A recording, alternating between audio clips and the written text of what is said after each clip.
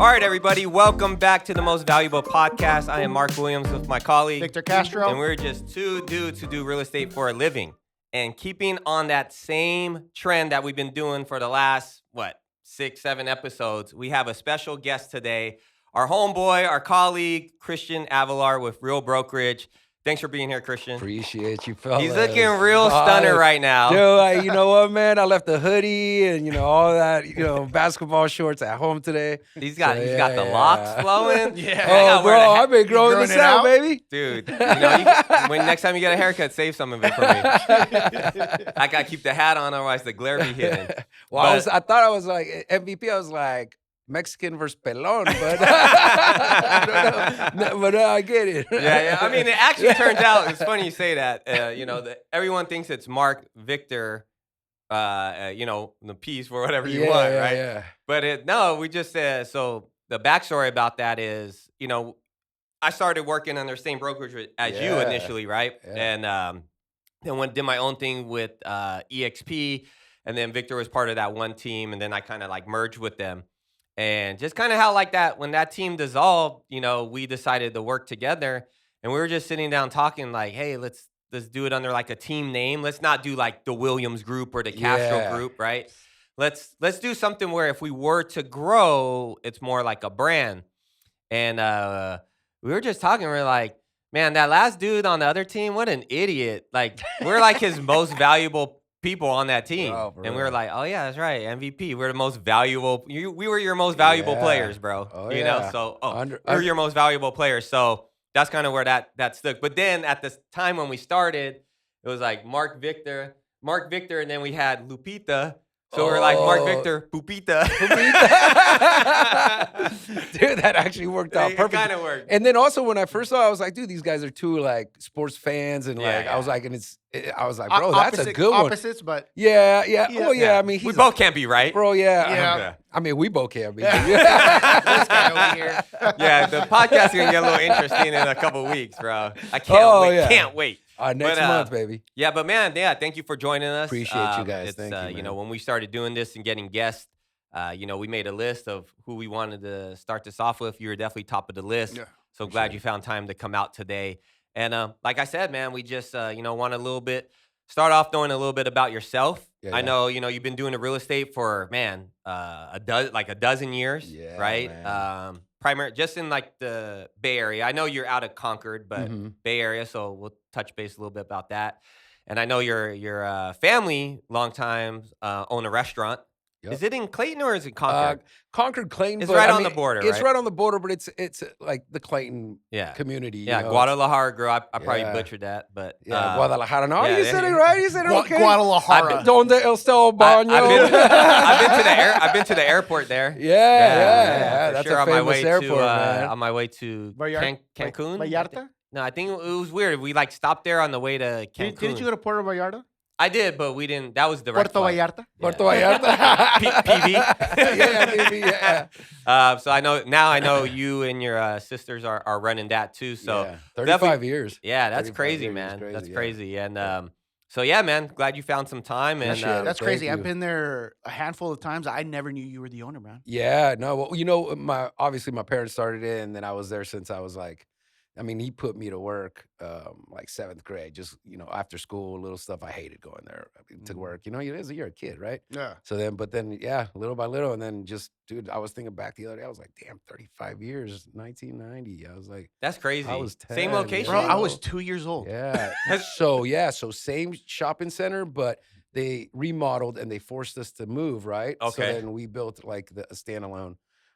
In the same shopping center, but same. So is that standalone like your guys' building? No, it's okay. It's they still make you lease it from whoever owns it now. Yeah, exactly. Okay, even though you've been there from day one. Dude, commercial, brother. Yeah. Dude, you pay triple, and dude, it's a gamut, bro. They a gambit.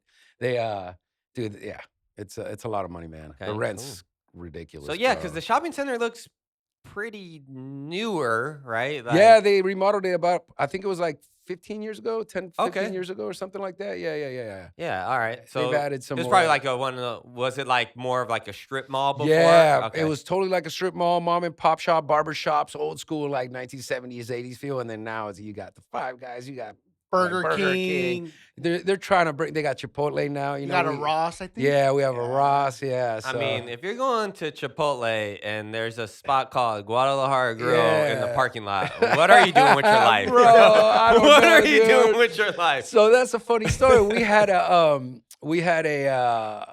competitor clause, right? A competitive clause, so no Mexican restaurant, nothing like that. And then COVID hit, right? And so they took advantage. We're like, hey, yo, we need a little bit of grace period, some help in, in keeping it afloat. And they're like, well, it's almost time to renew your lease. We're like that. And then they added, they're like, well, now you're going to have to get rid of this if you want a little break on that. So, dude, I'm telling you. So then that happened. Then a year later, boom, Chipotle. I was like, it doesn't affect us because we're a whole different type of, you know what I'm saying? Sit we down, got family, yeah. we got the alcohol, we got all that stuff. So it's different, but yeah. I mean, it is what it is. I'm not Mexican, but I can tell you Chipotle is not Mexican. Nah, bro, it is not, man. It is not. Man. I don't even eat there. Like, no, it messes me up. I'm not gonna lie. Once in a while, I can't do it. I mean, yeah, it's not going to compare to. I'd rather eat Taco Bell, bro. Yeah, well, I mean, it's very similar. I mean, when you start going like cilantro, lime, rice, and like stuff like that, I mean, I want lard and refried beans, and I want some spicy salsa. Yeah, dude. Hey, bro, we got it all, bro. And some margaritas. Yeah. I don't want what would you say chili is the lime specialty? rice. What would you say is the specialty there? Like the food or just food wise? Man, like dude. You know what, bro? Our chimichangas, bro. Oh, bro! I made that joke. Dude. I made the joke. You didn't? I thought you said that because you ever watch the movie? God, what is it? Is it with Ben Stiller and the dad? It's the one where he's getting married. Wow, what's the one? Oh, the Long Came Fockers? Polly. Oh, Long Long Came Came Polly. Yeah, and his dad in that movie's like, oh, I like chimichangas. We want to go have chimichangas for dinner. They're like the super Jewish stereotype. Yeah. And it's dude, he's that famous actor? Hoffman. Dustin Hoffman. Yeah. We're gonna go get chimichangas. So that's why when I text us in that group, I was joking, but bro, it's the bro. Really? They're divine, bro. Yeah, because the difference I think is obviously the product that we use. All the meats are like USDA. Like we use high quality.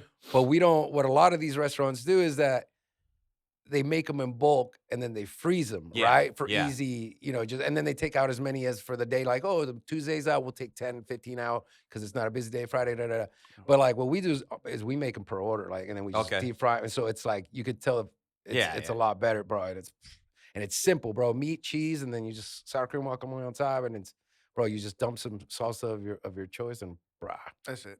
So now, sticking on to that restaurant, and if you're listening to this, although Khristian's in real estate, and that's kind of the primary thing, he's also another business owner, small business. So listening to this podcast, if you're thinking about buying like an investment property, you become a business owner. That's what I tell people. If you are looking to work for yourself, this is the type of struggle and stuff that you have to go through. So sticking on that, I know your parents just retired, and congratulations to them.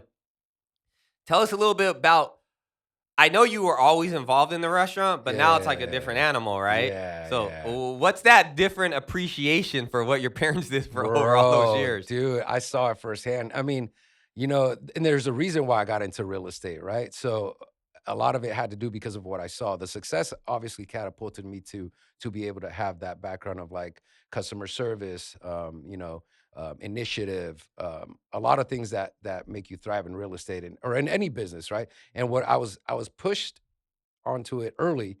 And at that time, as a kid, you hate it, right? But as you may know, the Mexican culture, is very like a trabajar, cabrón, or like ponte las pilas, ponte las pilas, like get to work, and it's a way of showing us the work ethic that we have, right? Mm-hmm.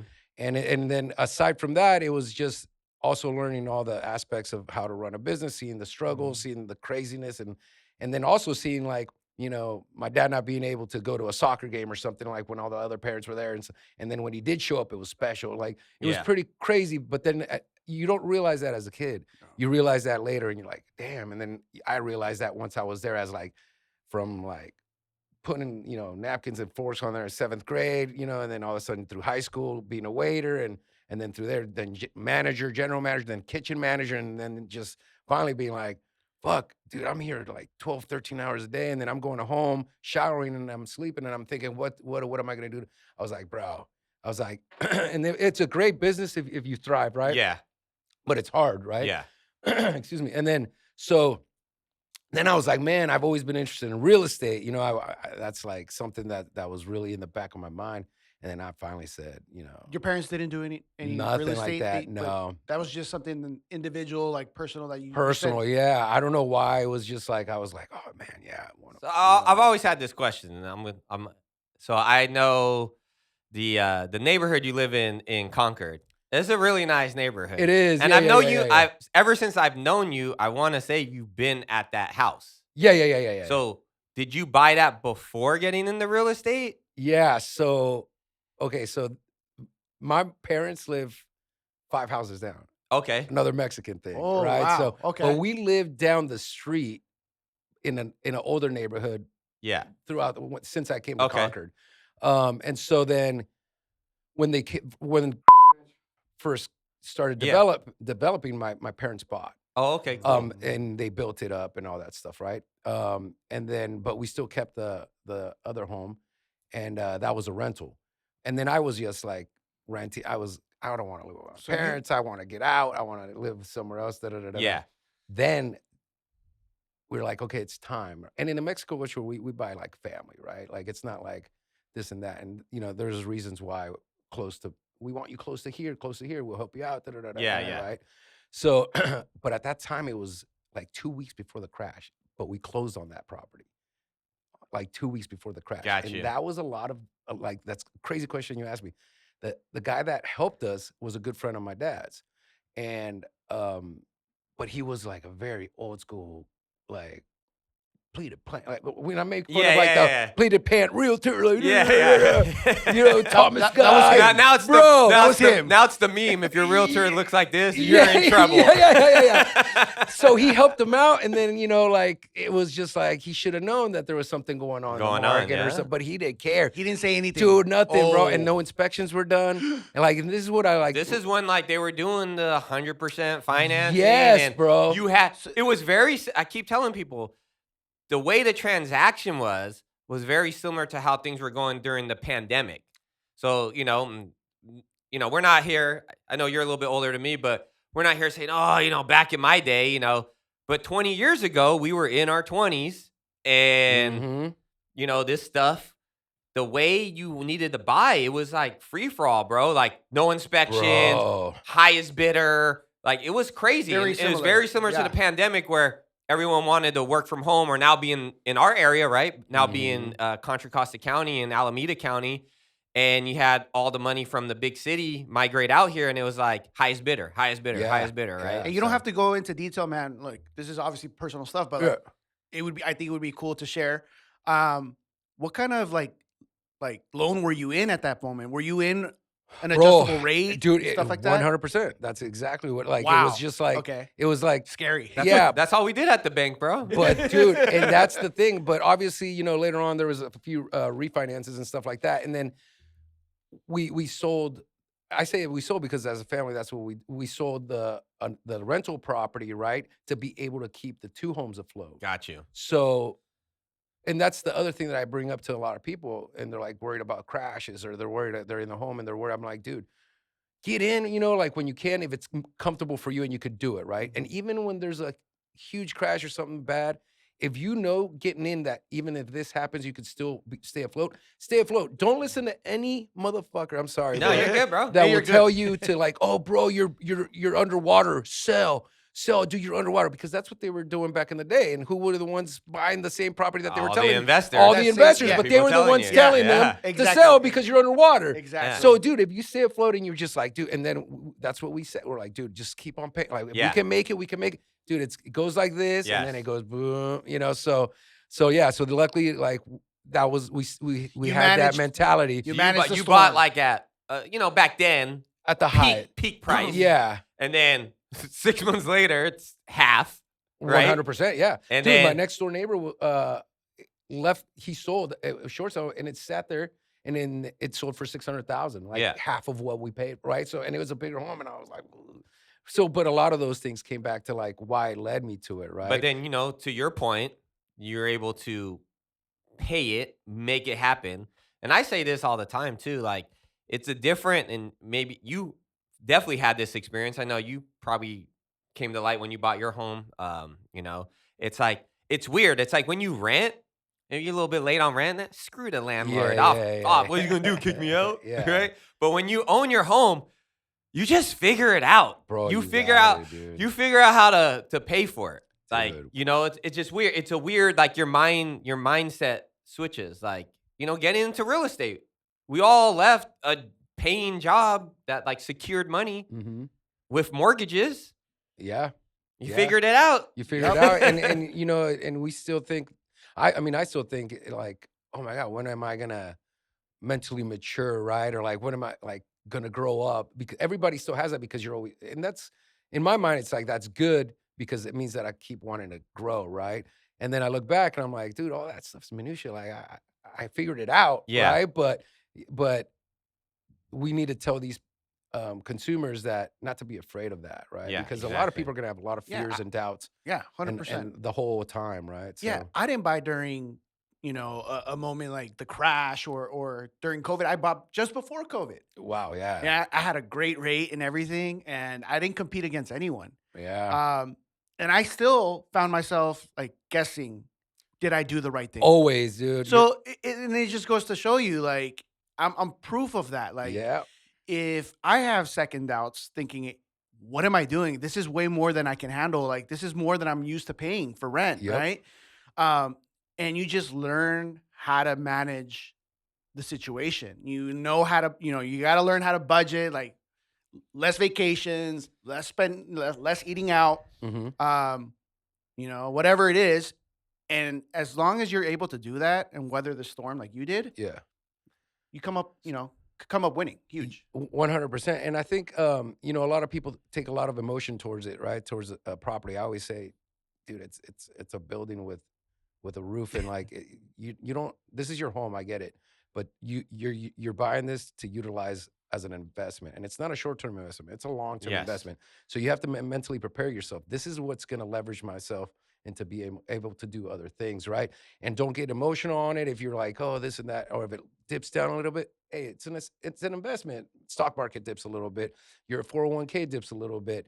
Your index funds might not dip, but it might take a little long. Right? Everything is just long term and could really put a stress on you. But do not get emotional with it, and just do your thing and keep on doing it. Because at the end of the day, if you look back, everybody that has been doing it and been successful has been through the darkest times, and they're still thriving. So because they kept up. Right? I mean, I feel that's when you're in a position to make money. And I can look back and say, oh, I made, I had $100,000 job when the crash happened. Yeah, right? yeah. I was at the bank. Yeah. But there were some, I was talking to a client, a buyer that came into my open house this weekend, and we're chit-chatting, and that came up, and they were like, oh, you didn't take advantage during the crash? I was like, well, as a bank manager for the bank I worked at, I couldn't write offers on those homes that bank owned. Yep.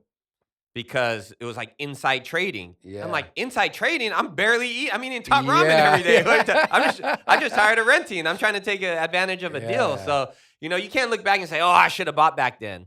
To your point, it's like, you can't predict the future. I know we covered this on one of our podcasts, and it was just plenty of times, actually. they kept data since like the 50s, since they invented like 30-year mortgages. And there's only been like 6 times where it's dipped, right? And there's only, and of those 6 times, like 2 of them was the crash, like the years of the crash. The other 4 times was like minute, like it went down 1%. 0.03. yeah, something like that. Yeah, it's a dip, right? Yeah. So, you get all these people online fear-mongering everybody. And it's like, I mean, that's kind of what we do now. We listen to TikTok for our news, I guess.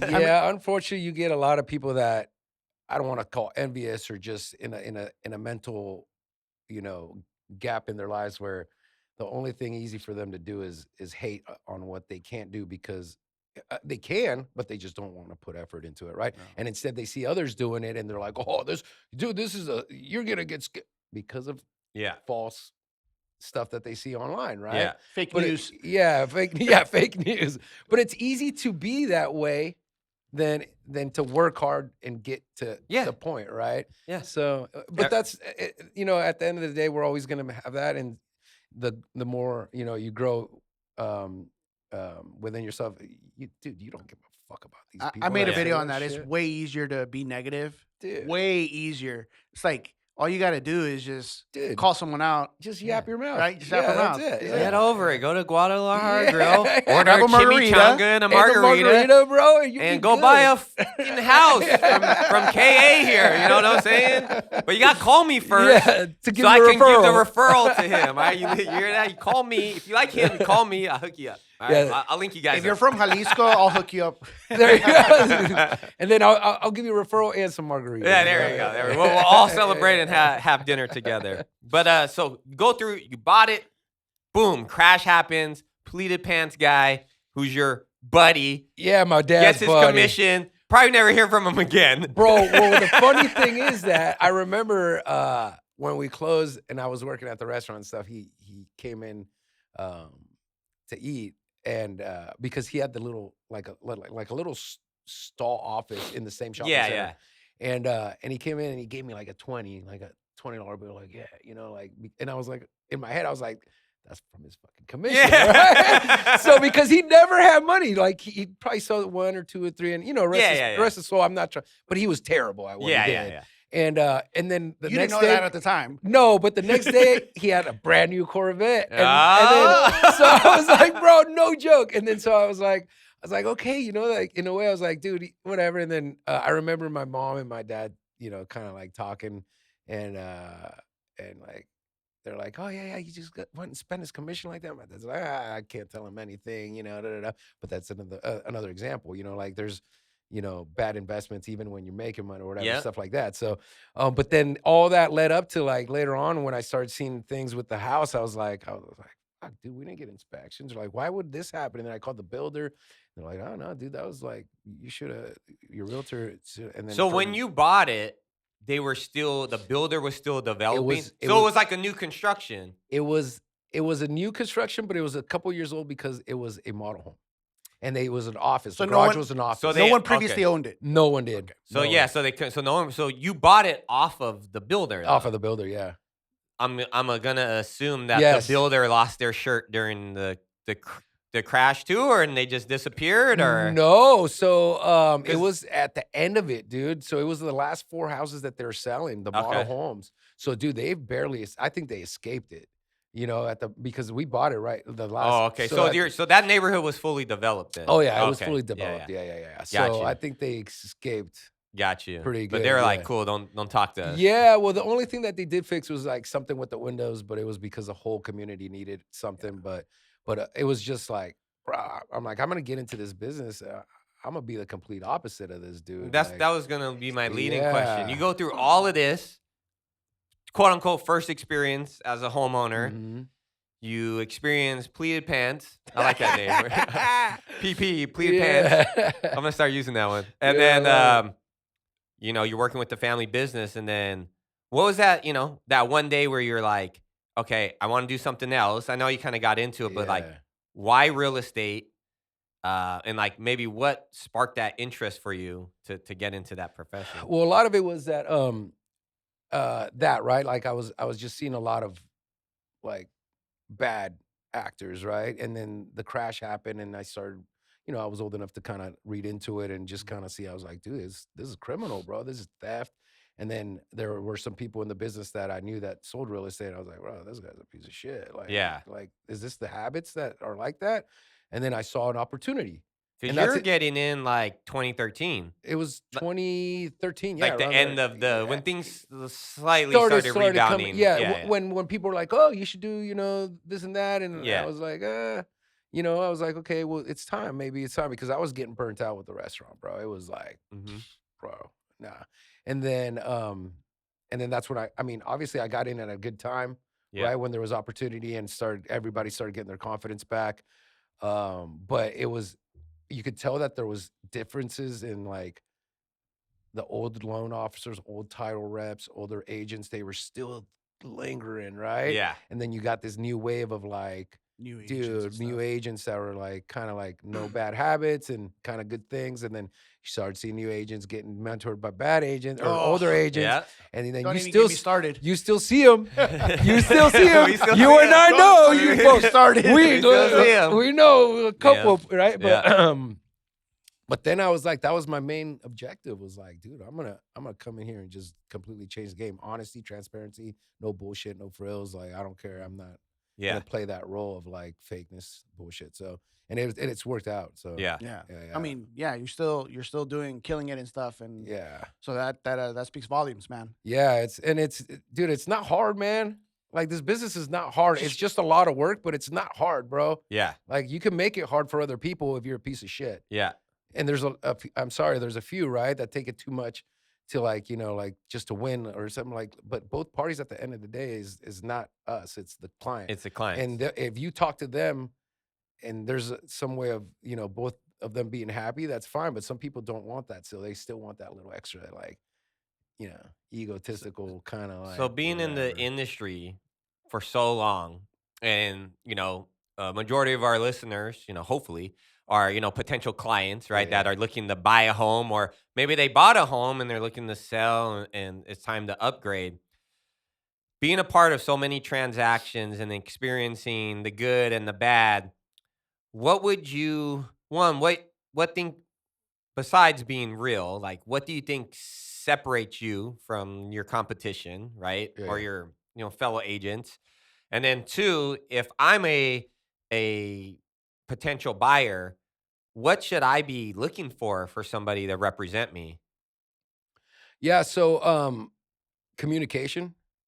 Everybody that gets into any kind of process like this to buy their biggest asset, whether it be, you want a communication to be on the daily. You don't want to be thinking that you're working with someone that's like, oh, dude, he's busy, like he's some realtor. Like you want to make them feel like, hey, dude, like We're on the same team. We're on the same team. We're on the like. Treat Yeah. 'em- I've always said, pretend like that your client's your mom, right? In all aspects. Yeah. Your mom's always. I mean, Mexican moms, they want to hear from you every fucking day, Dude, right? hey, Hijito, ¿cómo estás, No, hijito? no joke. And hey, Yeah. don't take that for granted. Yeah. I tell you, my mom passed away in 2006, and it's like, I took, looking back at it, I wish I would have talked to her more, right? But like Yeah. my wife, she talks to her parents daily. Daily, yeah, And I asked her, what are you talking to them about? Like, yeah. growing up, pager days, like I'd be Yeah.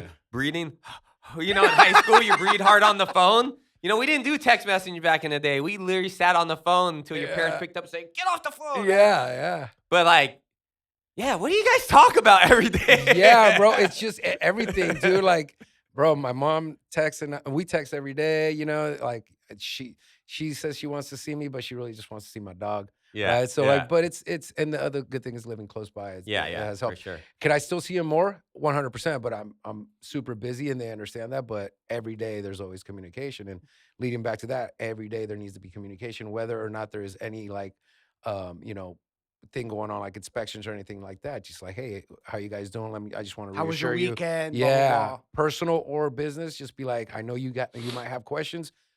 Please don't forget to, send them over my way because sometimes you'll forget, right? Or you don't want to, and then later on you're like, I don't want any of that. I want you to be like, okay, I'm good. I can move on and do my work day, or I could do. Yeah. Christian's got it handled. Oh, cool. He talked to me today about this, even if it's about whatever, right? Yeah. So, or the next step, instead of them getting to the next step, this is the next step. Yeah. Right. So, and a lot of communication, a lot of knowledge. There's a lot of knowledge that comes through experience, Mhm. and also talking and being around people like you guys, like intelligent, colleagues. So Thank we you. all Thank learn you, from Christian. each other. No, Appreciate it. 100%. We all learn from each other. I Yeah, told yeah. this guy from the beginning. I don't remember. We had lunch. I was like, dude, you're gonna fucking murder it, bro. You're intelligent. You're gonna kill it, dude. This was like his first or second year, bro. And look what happened, right? Yeah. And obviously, like, Yeah, no. Yeah. As soon as I met him, I got that vibe from him. I'm like, well, this guy is sharp. yeah, Like I don't know how he's been in the business, but he knows what And- he's doing and talking about. Boom, Christian, dude, I want to hold your open house, bro. Hey, Christian, let's do. You have Dude, to. I was like, you got to go bro. out there and grind. Yeah, man. So big ups to you, dude, and obviously it's worked out with you guys because the same mentality. So, but yeah, just I mean, at the end of the day, it's be knowledgeable, making sure you hold their hand, dude. It's cliche, but no matter if they're experienced or not, they want communication, they want guidance, they want to you to be present at all times. I don't care what clients say, like, agents say, oh, you know what, dude, they have to respect my time, or like, oh, this, dude, I'm like, bro, that is just another going back to the old school ways, bro. Yeah. Like this isn't that time anymore. You need to reevaluate your business if that's what you're doing. 100%. And I get it. People have families, people have this and that, people want vacations, And all that's that just stuff. a time management thing. That's though. just a time exactly. Mhm. That's a time and that's what leads to the other is systems. A lot of people, when I was in the business, I'll be honest, my systems were like, it was just by like Yeah. Oh, by for sure. replay, right? Mhm. But now that I have systems in place, dude, I mean, it is just, dude, it Game makes changer. game changer for not just my clients, but the title company, escrow company, Yeah. lenders, dude, just everybody, like the vendors, everybody. So it's the experience is, I think, what is the most experience important. So staying on that topic of experience. So how many, look, I'm trying to think about a way to say this. And so you have like the agent, you just talk to some guy. I've been doing real estate for 32 years. They're not gonna accept FHA. They're not gonna Oh, accept yeah. FHA. Look at the roof. I'm like, So I'll tell you that. to but- someone listening to a potential buyer that's shopping around agents right now, and they're gonna Google, Yeah. and you're gonna get that person that says years in business. And there's a lot of people that have been in the business for years that are great. Yeah, I agree.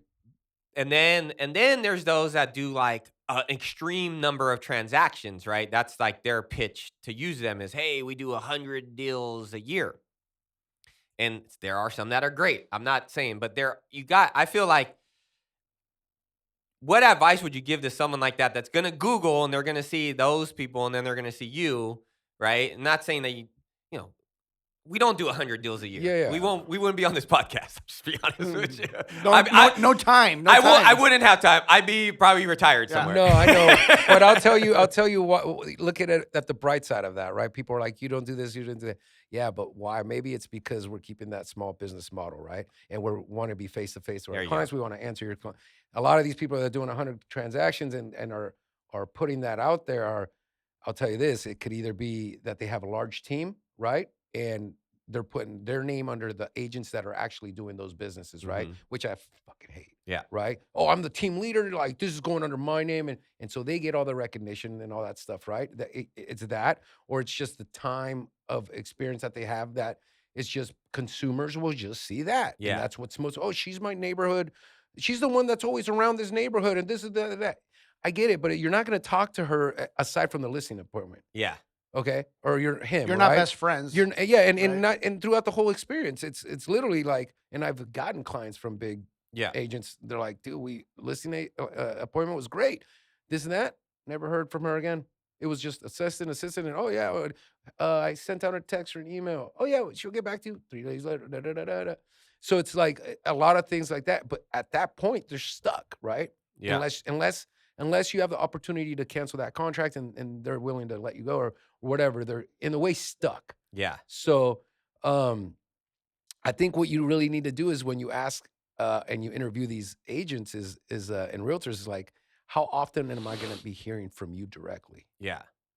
And if they say, oh, I got a team, that's great. Teams can be pretty, well resourced and everything, like large conglomerate team. But at the end of the day, like, you want that person that you're hiring to be in communication, because not all assistants are equal. Not all agents under that big team are equal, So I think the main thing is the communication. You have to ask them, be like, will you be communicating with me? Yeah.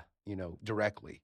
Yeah. And how often will you be able to do that? See, I think it's a great point. You were talking, and I'm here nodding like, yes, correct. We've been saying this, and we're not. And like I said, I'm not saying these large teams aren't great, but to your point, we talked about this, is like that bait and switch. Like, okay, the face is who you're calling, but who's going to be running the transaction? Because I feel like if I'm hiring someone that says they do 100 deals a year and they have 20 years of experience, that's who I'm hiring. And nothing against the brand new wet behind the ears agent that just got their license. They may turn out to be the best person I ever worked with, but I would like that expressed to me before we signing the contract. Like, transparency. Hey, yeah, I'm going to put, this is 100%. This is Victor. He's one of the members on my team. He's going to be in charge of this transaction. However, I'm going to be overseeing everything and I'll be checking in periodically. I'll be okay with that if that was what I'd known when I made that initial, decision. Yeah, and he was brought into that. He should be there. Yeah, he should be. Who I'm working with should be there. Yeah, exactly. Yeah. It's not like that's like you got to think about it. Like if you went to the hospital and you have the head of surgery, like that's doing your consultation, then you're under anesthesia and you just see some rando above you, dude. Oh, hey, I'm Victor. I'm new today, but I'm gonna be taking care of that. How many times have we heard? How many times have we heard client stories like, hey, like, oh, you know what? Now that I think about it, I had a horrible experience with, my agent. Like he promised me the world and this and this and that. I never heard of him again, like ever again. All the time. Just one time, the one conversation, we signed the agreement, and I worked with someone else. He didn't even show up at the welcome home. Yeah, and that's the other thing too, is like when, like you sign, we signed and everything. I was like, okay, you canceled, but can I see like the contract that? And I'm like, do you know that you were signed this? No, never went over that. Yeah. Like, dude, that's insane to me. Yeah, it's that's insane to me. It's pretty crazy, and it's just like I think it just comes back down to it's like to your point. It's running a small business. I mean, prime example is in the shopping center of your restaurant. If I want some crunchy tacos, I can go to Chipotle and get some lime rice. And we got some good gringo tacos too. I know. But I saw you post it the other day. Crispy tacos? Crispy tacos, bro. With the ground beef and the mild salsa. Dude, I'm telling you, bro. As Mexican as I am, bro, and I love my street tacos with asada. Dude. Once in a while, right? Bro, Once in a while.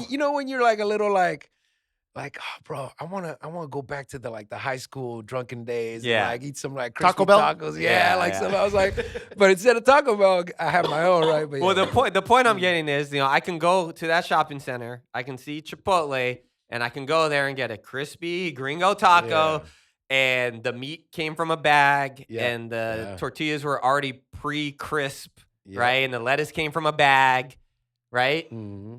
Or I can walk across the parking lot and go to Guadalajara Grill, who's not a big conglomerate, who has one location, but that food's fresh. Yep. That vegetable was delivered that morning. The meat was delivered that morning. Was cooked before, like it was cooked when I ordered it. I waited a little bit longer, but I got to sit down. I got some chips, some bean dip, and it was a better experience. And the crazy part is, it's probably the same damn price. Dude, you hit it on the head, bro. And not just that, we have way better quality, like in that, like in product and everything, right? And the pricing, dude, is incredibly like similar, competitive, if not better, for what you get. Yeah, it's crazy. But a lot of and it goes back to the consumer. That's what I'm saying. They don't. We have to educate the consumer. We're not calling them dumb or anything like that. But to them, it's something they don't know, right? A lot of these people are like, hey, I haven't sold a house in 30 years, or I've never sold a house. I just bought the house, and why are they not calling the buyer rep? Is because they probably didn't have an experience like that, a memorable one, right? It was just a transactional one. Yeah. And so the consumer, you have to kind of educate the consumer. And right now what's great is that with social media, you kind of can, right? Yeah. But there's also an age demographic where they're very old school and there's just looking at the mailers and stuff like that. So you still kind of have to deal, and educate those. Yeah. But I think sooner or later, everything's gonna be brought out to who is gonna be. Who's legit? I mean, who's not. Exactly. The boomers aren't They're gonna gonna separate each other from the competition. They're 100%. I think we're seeing that now. Oh, dude, it's major. We were just talking about this before we started airing or shooting. It's right now is a tough market. Yeah. And even bangers like ourselves and other great agents are not having the years that they have they're accustomed to, right? Yeah. They're still good, right? You have a big disparity of like who's killing it and who isn't, right? There's some killers out there that are still going to be doing it, and that's just because they're good. Yeah. Right. But the people that were good in a good market are either really like, this is crazy, I can't, I gotta leave. And I was like, but that's the wrong move. And it goes back to like, remember, stay with your home, pay your stuff, stay with your business, stay with, because when it comes back, you're going to be already there. Yeah. And these people that left are going to be like, I still have my license, I'm going to come back, remember me? And they're going to be like, I already got this. I haven't seen you in like a year or two. Now you want to come back? Yeah, like what the hell? It makes no sense. Yeah. Whoever's they're top, at Chipotle making your tacos. it's legit. I love that. I think a report came out, and people use whoever's top of mind. Yeah.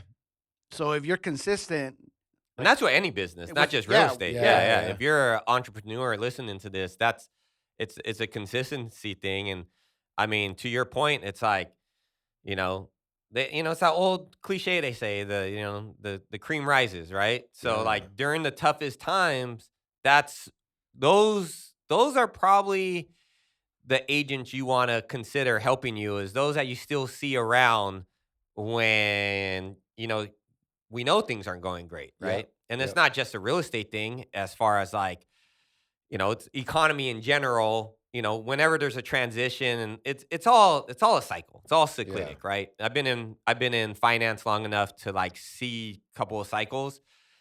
It's being able to like be in a position to ride it out, whether that's owning your home, or you bought a home and the market takes a turn. It's like being in a position to ride out the low, because that puts you at a prime position to take advantage of when it is at the high. Right? Exactly. It's a big, it's hard. Yeah. But it takes people like us to kind of that we've gone through or are knowledgeable about it to let them know, right? I mean, even being on top, even past clients and stuff like that, letting them give them value and compassion of if they're under, or they bought high and they see that the home isn't, just be like, be patient. reach out, be patient, right? Because they won't reach out to you. No. You have to have the initiative to reach out to them, be like, hey, I know, you bought in 2021 or something like that, and you might see some prices but just write it out. Don't worry about it. We're in a little dip or something like that, and just, you're okay. Like, remember, you're managing that payment in the darkest times, right? And then it helps out, and then that you're always on top of mind. I never send out mailers. I think I sent out one earlier this year to like start farming where I live. Yeah. But that was like the first, like, since I got into the business, I've never advertised, paid for nothing like that. It's all just referral, because that's who I invest in, just communication with my past clients or whoever, social media or whatever, right? And as you know, my social media, man, is not as tame as this, what you're seeing right now. I love it. Now, but if you, if you do not follow Mr. Khristian here, you need to follow him, and I'm gonna pull up his handle right now. Oh man, you need to follow Khristian. I'm just giving you guys a little bit. It's at, I'm gonna say it's K Avelar Homes, so KAVELAR Homes at Cavalar Homes, right? K Avelar. Yeah. You're going to gain 20 pounds just watching his Instagram. This dude is a foodie, and he posts, he's like, day. It's just a post of the food, and it's like, oh God. And I'm messaging him like, oh my gosh, where is this, bro? Bro, straight up, dude. Hey man, my algorithm is just food, dogs, Mexican food. Boxing. Yeah, that's it, bro. And that's Las Águilas del América. Yeah. Whack. He won't know. He's a rival. He's a rival for soccer, Mexican soccer. Yeah. Oh, so what's the teams? Chivas de Guadalajara. Club América, but it's Is it the same league? Mm-hmm. See, that's where I get confused with the soccer. It's so hard. It's like I turn on the TV. I have season tickets to the Raiders, so anytime there's smart investment. Anytime talking about a crash. No, I won't get into that. Okay, we'll leave football out of it. However, like I get pre-access to all the soccer games, so I get like Copa this, and I'm how many leagues are there? Like I'm so confused. Yeah. Like, and then I always we'll break it down for you, bro. It's like, okay, well you had like Chivas playing someone, and then it was like Team Mexico playing this, and I'm like, wait. So do they take the players from these teams and Yes. put them on this team? Yes. And like, how do Simple. they figure that out? And So you got worldwide club teams, okay? Okay. They're obviously every nation has their they're professional professional teams. Yeah, and they okay, I have get different that. ranks, you know. That's for like the World Cup. Yeah, Division 1, Division 2, stuff like Gotcha. that, right? Obviously the cream of the crop is in Europe, right? Yeah. You got So the Euro League's that's the cream of the Yeah, crop. you That's got the the best Premier Is soccer. that the League. best of the best? Yes. Yeah, you got the English Premier League, you got the Bundesliga, the German League, you got the Italian Serie A, La Liga. the La Liga, the Spanish League. Those are the But top four. they take everybody from all over the place. Best players Exactly. in the world Gotcha. pretty much want to go there. They make the most money. Yeah. Okay. And so you have obviously like the local teams like the MLS, and then you have Liga La MX. Liga MX, whereas that's the Mexican teams, league, our yeah. teams, and the Mexican league. Mm. And so you got your favorite teams, your most popular teams like Chivas America. I would say Chivas is higher than that than America. 40 million I think fans you're higher worldwide. than that. But anyways, and then you have your international select teams. Yeah, So yeah. you got Gotcha. United States, Mexico, all the countries, and they're gonna call the best players that are playing, So it's throughout almost the like world. it's almost like Olympics, but not Olympics. So you have your leagues, and then the national teams pick from the leagues of who's a national citizen of their country. Yes, exactly. Who's playing the best at that moment to go compete in a tournament that's going to be played 6 months out? Well, let's put it in Stuff like that. kind of like a football layman's terms, Yeah. and it was something you could understand, and maybe it could resonate. Let's say the club teams is the NCAA college football teams, right? Got you. They got best players of all high schools playing there. Yeah.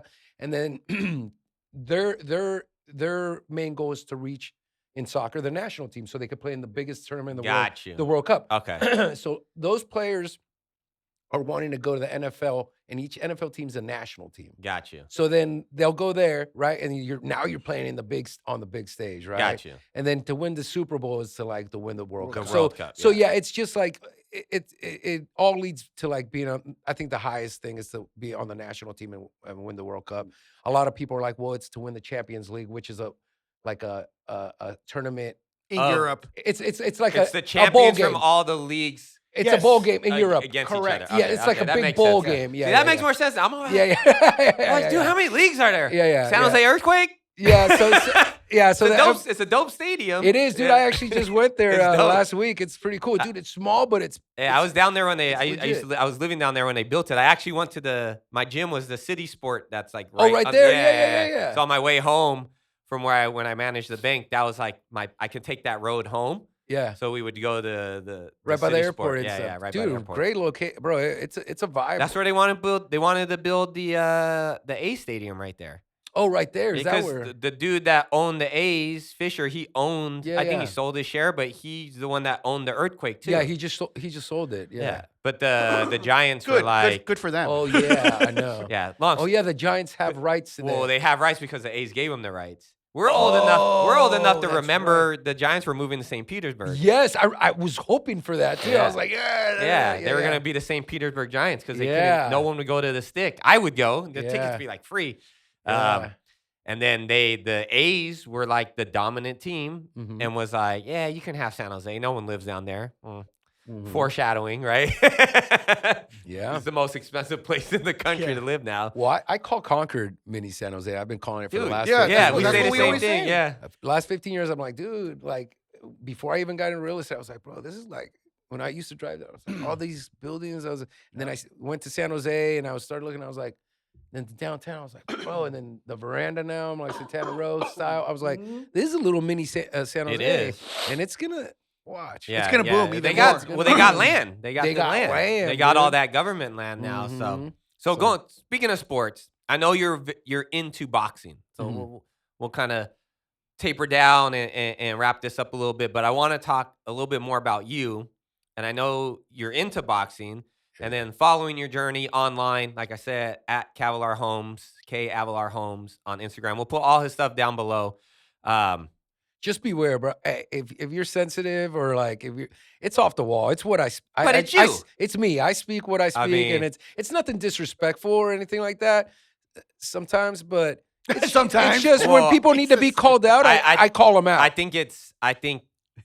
think you use social media how it should be used is giving the person that's going to subscribe to your channel that may even use you to help them in their real estate career, like really understand who you are. Yeah. And that's going to make your life a lot easier because you're going to get the clientele that likes you. Yeah, and what's crazy is that a lot of my clients follow me and they love it. And it's from a wide range of like professionals, and they're loving it. You'd be surprised, dude. The more professional people are, the more open. Yeah, just openly like not give a fuck kind of people, right? Yeah. And to me, I love it. I mean, if you consider that or like my humor a detriment to like me helping you in a way that will be better than most people that are being fake on camera, then you're making a bad decision. 100%. Right? So to me, I'm like, then you don't deserve me. Yeah. Right? I don't want to sound like cocky or nothing, but I'm like, dude, there's no way. Like, if we're not gonna vibe and trust my skills, like, there's a difference when I put on my suit jacket or like when I go on there. There's a big difference, right? So people are always surprised, like, what, dude? Like, you have a brain, bro? I'm like, oh yeah, dude. I'm like, yeah, bro. I just like to not use it when I'm finally just chilling, bro. You're able to express who you really are. And that being said, I've been following that. I know you've always been into boxing. I know at one point you, if you still have it, I know you set up something in your garage. Yeah. But I've noticed recently you've been getting back into it. Yeah, so maybe I just didn't see it, but it looks like you're like training. Yeah. So I'm training, dude. I've been training for so off and on. I started when I started late for boxing, right? Like, well, as a kid, I always liked to like me and my cousins put on the gloves in Mexico, boom, boom, boom, whatever. But I trained like when I was like 16, 17 here at the CYC for a little bit. I started getting a little bit serious, and my mom was like, "Ni madre, no." So you do have a very punchable head. Yeah, I do, bro. It is a big target, bro. And then once I speak, it's even more punchable, right? No. But then it was like whatever, and then years went by, and you go through high school phase, and then you go through like the college, and then you just kind of like whatever, and then but just recently, dude, I was like probably about 5 years ago, I started training one-on-one with my coach. Just getting into just to get back in shape. Obviously, there's been a lot of going on with that, and then finally, I was like, I've gotten to a point where I'm like, dude, why not, bro? I'm 44, 45. I was like, let's compete, you know. Yeah. So I started training hard and competing in these. They're called like competitive sparring competitions. Yeah. But dude, we're going hard, bro. It's you just have a headgear and they're 2-minute rounds, 2-minute rounds. Third, if it's like is it age or is it weight class? Weight class, man. So yeah, the competition I just had. I don't want to ask you what weight class you're under, bro. But no, I was at 230, but competed against like the 215s. But I weighed in at 230 because I had shoes on, on, bro. Okay, yeah. So I think that was like 227 or something. Okay. But yeah, dude, I fought some 19-year-old, bro. So it was like, I was like, man, dude, kid felt the old man power, bro. Yeah. So yeah, that's that old man game right there. You got the tree trunks, baby. Yeah, dude, I was like, see, nah. Young kids, you're wiry up here. You ain't got that base. Yeah, nothing, bro. Yeah. And I was just like, you rocked him? No, but yeah, he at the end of the fight, he was like, man, you got some power, bro. I was like, yeah, bro. Like, yeah. Dude, you're 19. I had to like show you, dude, because I know that if I would, but I'm gonna try to keep on doing those. That's dope, man. Nice. That's nice. Yeah, age 45 though, they start being a little bit more careful with. They're like, especially I want to do the Golden Gloves Masters, and my coach is trying to get me into it, but I need to put a lot of work into that, and that's a lot more competitive than the sparring. Headgear and everything, but it's. Okay. But I mean, what gloves? 16 ounce. 16 ounce, yeah. But like in these sparring competitions, there's no knockouts allowed, right? Gotcha. So like, so they'll stop the fight right away. Like if you hurt someone or something, they'll be like, "You're done." Or if they see that there's a big like difference of skills. Yeah. So if that happens, are you considered the winner? Yeah. Like you technically knocked them out? Unless you're like, they'll tell you if you're like trying to take heads off, they'll be like, "Hey, dude, calm down, relax." Bro. But in the Masters, they're like, "Dude, you're going at it, bro." Legit, like, so yeah. But then I was reading to like sign up. They're like, yeah, if you're 45, you gotta get a EKG test. Oh, you gotta go to the I doctor. No, it makes sense. I'm Though. like, yeah, That makes sense. Yeah, it makes sense. Make Yeah. sure you're right. But that's but I want to do that. It's not a midlife crisis, bro. Okay? No, just trying to But stay healthy, bro. and it's my passion, bro. I love boxing, as you guys know. It's like yeah. I saw you 24/7, yelling at the bro. screen the other day, Bro, I love it because it brings respect. It's a respect sport, and when I see like, unfortunately, there's a lot of I know that YouTube stuff. yeah, and like the ghetto-ness and all that stuff in that sport is kind of like annoying, but it is what it is. I mean, I would say the ghetto-ness in real estate is kind of annoying too. Oof. Yeah. It's funny how everything kind of like intermingles 100%, when you kind of really take a step back and you look at it from boxing to real estate to the restaurant industry. Everything is very similar in respect to how things are like presented and done. So, KA, it was a pleasure, man. Appreciate Thank you for you guys, taking man. the time on I've a been busy looking Monday. You know, you're all spiffied up. I know you're gonna go get some contract signed and get your clients into contract and sell some homes today. But thank you again. No, I appreciate you. Like I said, we'll have all his information in the comments down below. And with that, we look forward to winning with you.